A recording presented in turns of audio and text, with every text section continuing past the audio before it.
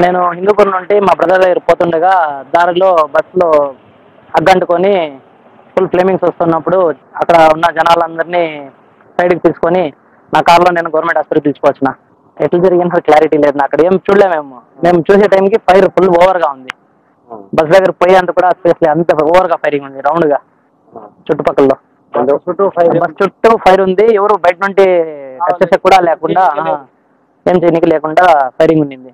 లాస్ట్కి రమేష్ అనేసి ఒక ఆయన గ్లాస్ బ్రేక్ చేసి వచ్చినాడు. ఆ గ్లాస్ స్పేస్ కూడా మనిషి వచ్చేంత కూడా లే, ఇంత స్పేస్ ఉంది. ఆ స్పేస్ లో నుండి బయటకు వచ్చేటప్పుడు చాలా మందికి ఇంజురీస్ అయినాయి గ్లాస్ కూర్చుకొని. అక్కడ ఇంకా 6 మెంబర్స్ నిలబడినారు.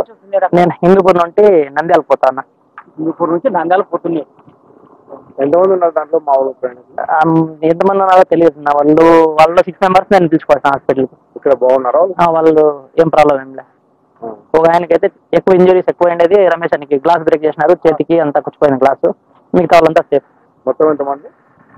నేను తెచ్చిన 6 మెంబర్స్కి అక్కడ ఉన్నది ఎంతమంది ఉన్నారో తెలియదు. బస్ అంతా ఫుల్ ఉంది అంటున్నారు, స్లీపర్ కోచ్.